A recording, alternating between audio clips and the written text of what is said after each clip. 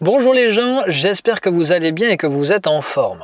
Alors aujourd'hui je vais vous donner 10 secrets pour vraiment réussir absolument sa conduite accompagnée ou sa conduite supervisée, puisque vous le savez, une conduite supervisée qui est adressée aux majeurs fait aussi partie de la conduite accompagnée. Donc là finalement tout ce que je vais vous annoncer c'est cadeau parce que c'est exactement les 10 conseils que j'aime bien donner à ceux qui finalement ont choisi cette filière-là. C'est d'ailleurs très important d'en discuter parce qu'au final, le sujet de la conduite accompagnée est plutôt pas vraiment abordé dans les vidéos. Donc vous êtes prêts? On y va tout de suite.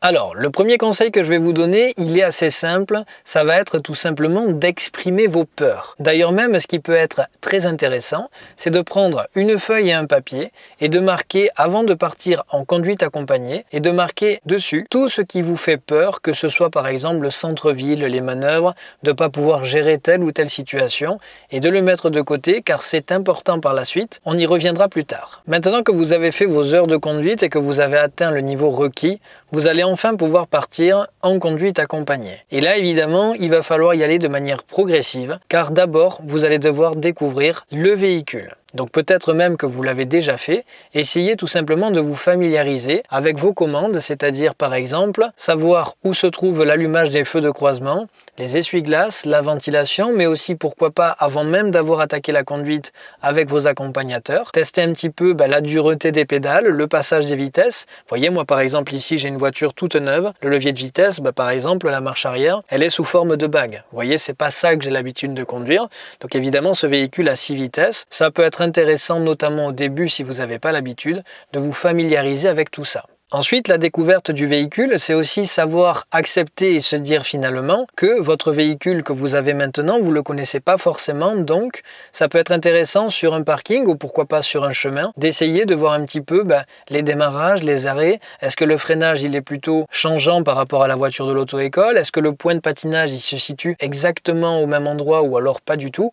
Bref, essayez vraiment de découvrir votre véhicule et là aussi pourquoi pas d'essayer de situer la roue de secours, vérifier un petit peu l'état de vos pneus, pourquoi pas aussi ouvrir le capot et savoir à peu près déjà faire quelques vérifications. Ensuite, attention à quelque chose, c'est que même si en auto-école vous êtes habitué à faire des leçons de conduite de 1h30, 2h, et bien là vous allez tomber sur un véhicule que vous ne connaissez pas, mais surtout aussi des accompagnateurs qui sont avant tout des conducteurs et pas des moniteurs d'auto-école. Ça veut dire qu'à un moment donné, ça sera vraiment à vous d'être autonome et de gérer votre propre fatigue. Donc commencez par de courts trajets, essayez de conduire 10-15 minutes, peut-être pour aller jusqu'à la boulangerie, aller voir peut-être vos grands-parents qui vivent pas très loin, bref, conduisez de manière courte au début, de manière au fur et à mesure, augmenter un petit peu les distances et pourquoi pas la difficulté par la suite. Là où on peut facilement le voir aussi, c'est que par exemple, on dit toujours qu'un conducteur devrait normalement s'arrêter 20 minutes en moyenne toutes les 2 heures. Ça veut bien dire que conduire, c'est vraiment quelque chose de fatigant,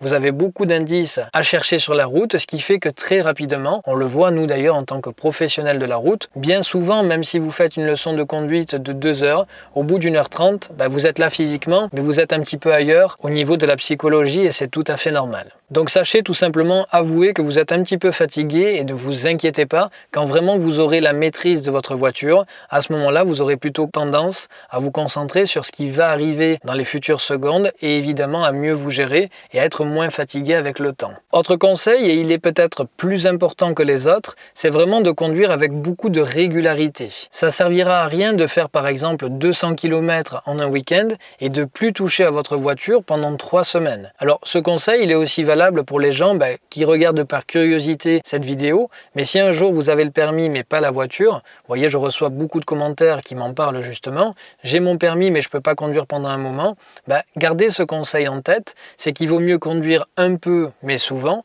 que beaucoup et rarement. Si vous faites un trou de 3 semaines, évidemment quand vous allez reprendre votre voiture, vous risquez en tout cas au début de ne pas être franchement à l'aise. Là où on voit vraiment la différence par la suite, c'est que quelqu'un qui a conduit souvent est beaucoup moins dans l'hésitation que celui qui a conduit rarement. Mais plus vous allez maîtriser justement votre véhicule et moins derrière vous allez avoir tendance à stresser. Souvent un élève qui stresse d'ailleurs, c'est un élève qui malheureusement ne maîtrise pas encore bien tout à fait sa voiture. On va parler maintenant de distance de sécurité. Vous voyez, dans la sécurité routière, autour de votre véhicule, on va aussi parler parfois de coussins d'espace. En fait, on est en train tout simplement de vous dire que devant, un petit peu derrière, mais aussi sur le côté, vous avez quelque part une zone de confort et il ne faudrait pas justement que quelqu'un s'y rapproche ou au contraire que vous fassiez rentrer quelqu'un dans cette zone-là. Pourquoi? Si à un moment donné, par exemple, je colle trop le véhicule devant moi, vous le savez, vous risquez tout simplement de ne pas vous laisser le temps de réagir et donc malheureusement de le percuter. En fait, au début, ne cherchez pas la vitesse vient avec l'aisance. Plus vous allez faire, plus vous aurez tendance à aller vite dans ce que vous faites et c'est naturel. Maintenant, essayez quand même de vous laisser de la distance, que ce soit dans vos manœuvres, mais aussi par rapport aux gens qui ont tendance à être devant vous. Vous savez, des fois, vous allez avoir la pression des autres, c'est-à-dire quelqu'un qui me colle par exemple, quelqu'un qui klaxonne, quelqu'un qui n'est pas content, eh bien tant pis. Finalement, tant pis, vous êtes là pour apprendre. Vous avez justement à l'arrière le petit macaron conduite accompagnée. Aux gens aussi à respecter cela. Maintenant, si vous roulez à 20 km/h et que vous êtes dans une ligne droite où c'est 50 km/h, peut-être aussi que c'est à vous de changer quelque chose et d'essayer d'avoir un peu plus de rythme. Maintenant, attention, je ne vous dis pas de foncer sans réfléchir. Je vous dis juste de faire comme avec votre auto-école vous l'a appris. Si c'est possible, je fais et si je ne peux pas, c'est pas très grave. Justement, je vous ai parlé des manœuvres et j'aimerais vraiment revenir sur ce point-là. Quand vous commencez à avoir un peu plus de 6 mois de conduite, généralement vous allez commencer à être plutôt à l'aise en conduite et à ce moment-là, ce qui peut être intéressant, c'est d'essayer aussi de faire des manœuvres. Parce qu'au final, peu importe où vous allez passer le permis de conduire, vous savez bien que vous allez certainement être évalué en ville, mais surtout aussi que vous aurez une manœuvre imposée le jour du permis de conduire. Vous voyez, en ce moment, je ne suis pas très content de certains élèves parce que j'ai beaucoup de retours de conduite accompagnée et malheureusement, j'ai des élèves qui n'ont pas du tout manœuvré et en fait, ça se voit tout de suite. Je vous invite, si vous ne l'avez pas encore vu, à cliquer justement en haut à droite sur cette vidéo. Cette vidéo vous a plu parce que justement, je vous explique comment convaincre un inspecteur et c'est vrai que si à un moment donné, par exemple, l'inspecteur se rend compte que vous ne savez pas manœuvrer, vous avez beaucoup d'hésitation, pire encore, vous n'avez aucune sécurité dans ce que vous faites, je vous le dis honnêtement, ça va être très compliqué maintenant d'avoir votre permis de conduire. Alors qu'au contraire, quelqu'un qui est à l'aise avec son gabarit, quelqu'un qui est à l'aise avec ses distances, mais aussi avec son environnement, évidemment tout de suite, c'est quelqu'un qui risque d'avoir facilement son permis. Donc surtout ne négligez pas ça. Ça veut dire qu'au début, je vais peut-être m'entraîner à faire des marches arrière, des demi-tours. Vous voyez tout ce que vous apprenez finalement à l'auto-école de très simple au début. Et puis par la suite, je vais commencer à faire un bataille, des rangements en créneau, un rangement en épi, pourquoi pas, entre deux voitures. Mais continuez surtout à manœuvrer. C'est très important. Et puis ce point-là est important aussi parce que je vais vous parler du cap des 500 km. Alors peut-être que vous n'allez pas du tout être concerné par ce que je vous dis. Évidemment, ça reste une moyenne, c'est ça qu'on a dans les résultats des sondages sur la sécurité routière. Le cap des 500 km, ça veut dire qu'à un moment donné, parfois vos accompagnateurs, qui sont souvent vos parents, vous aurez tendance à pas trop les écouter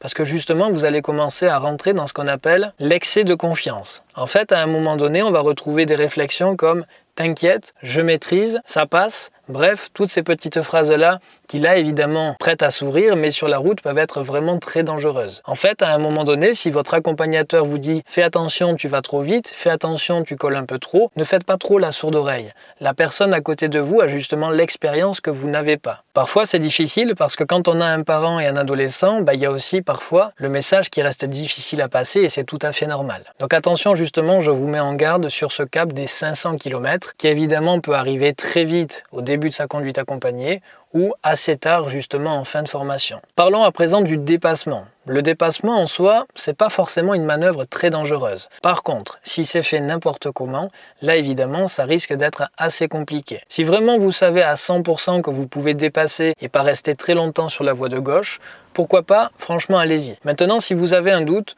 honnêtement, n'y allez pas. Et ça, je vous parle de manière générale, parce que souvent le doute, c'est rarement le bon choix. Ça veut dire que là aussi, peut-être que je peux m'amuser à réfléchir, est-ce que oui ou non je vais pouvoir dépasser dans une situation? On va tenir compte de quoi? La visibilité, le marquage au sol, est-ce que quelqu'un me dépasse? Est-ce que j'ai le droit de le faire? Est-ce que je vais me retrouver en excès de vitesse ou pas d'ailleurs? Bref, toutes ces petites questions que vous pouvez vous poser en conduite commentée vous donneront évidemment la bonne réponse. Si vous ne savez pas ce qu'est une conduite commentée, je vous invite à cliquer là aussi en haut à droite. J'ai carrément une playlist là-dessus. Allez-y, ça devrait vous plaire. Et puis finalement, étant donné qu'on est dans une épreuve quand même qui se prépare, et vous avez quelque chose de très avantageux, c'est que vous avez 1 an, si vous êtes en accompagné, quelques mois si vous êtes en supervisé, pour vous préparer sur un examen dont vous savez exactement sur quoi vous allez être évalué. Finalement, prenez une longueur d'avance. Ça veut dire quoi? Ça veut dire qu'il faut absolument que je maîtrise tous les organes de mon véhicule, savoir où se trouve la ventilation, savoir exactement comment régler mes rétros sans aucune hésitation, savoir aussi ouvrir un capot, savoir aussi où se trouve par exemple le liquide de lave-glace, le liquide de refroidissement, savoir aussi où se trouve le gilet, où se trouve le triangle, bref, toutes ces petites vérifications qui finalement, même si elles ne sont pas toujours posées le jour de l'examen, mais essayez d'aller voir quand même bien plus loin que ce fichu examen. Parce que si à un moment donné, par exemple, vous arrivez dans une situation urgente, devant moi j'ai un accident, ça peut déjà valoir le coup de savoir où est-ce que je vais trouver mon gilet, où est-ce que je vais trouver mon triangle, où est-ce que je vais avoir par exemple une couverture, où est-ce que je peux avoir une lampe torche si nécessaire, bref, plus vous serez prêt, moins vous allez stresser. Ce conseil est important parce qu'il rejoint pas mal de points qu'on vient d'aborder. Prenez surtout une longueur d'avance. Vous savez, toutes ces heures de conduite, toutes ces minutes, peu importe que vous pouvez faire en accompagné, finalement, quelque part, c'est du gratuit. Ça veut dire que vous allez être évalué sur exactement la même chose que les gens qui vont faire 20 heures, 30 heures, 40 heures.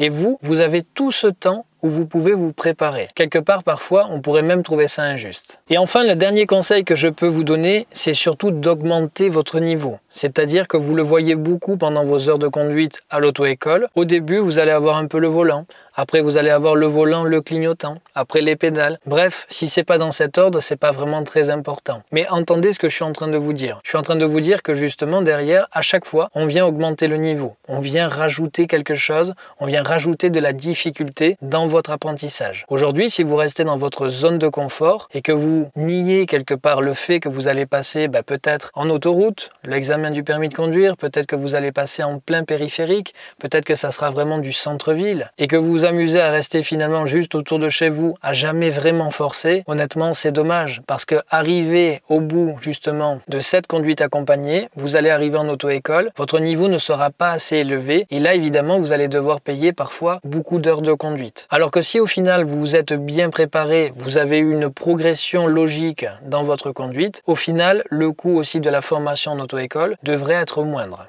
Vous savez, vous me le dites souvent dans les commentaires et c'est vous qui avez raison encore une fois, c'est que moi j'ai la chance de faire passer des examens dans un lieu assez facile, il n'y a pas grande circulation, c'est pas très compliqué ce qu'on nous demande de chez nous. Et honnêtement, c'est toujours un peu décevant de voir des gens qui sont restés quelque part dans leur zone de confort, qui ont fait toujours de la ligne droite, qui n'ont pas fait de manœuvre, qui sont pas partis non plus sur le centre d'examen alors qu'ils savaient où ils passaient le permis, et de devoir quelque part refaire des heures à la fin parce que finalement le travail a été mal fait en conduite accompagnée. Si vraiment vous voulez progresser, tenez compte de ces 10 conseils que je viens de vous offrir encore une fois gratuitement. Quand vous reviendrez en auto-école, évidemment, on risque de vous prendre 2-3 fois, peut-être plus, pour vous préparer au permis de conduire. Mais vous savez quoi? C'est pas vous réapprendre à conduire, c'est vraiment juste remettre le cadre de l'examen, vous montrer là où vous risquez de passer le permis de conduire, comment vous êtes évalué, bref, faire ce qu'on appelle de la préparation permis. Parce qu'encore une fois, plus vous êtes prêt, plus vous augmentez vos chances de réussir, mais aussi évidemment, moins vous allez stresser. D'ailleurs, puisque toutes ces vidéos sont gratuites, n'hésitez pas pour me payer à justement partager toutes ces vidéos, toutes ces connaissances que je vous offre régulièrement, parce que c'est ça justement qui fait la richesse de cette chaîne YouTube. On se revoit bientôt les gens, à plus.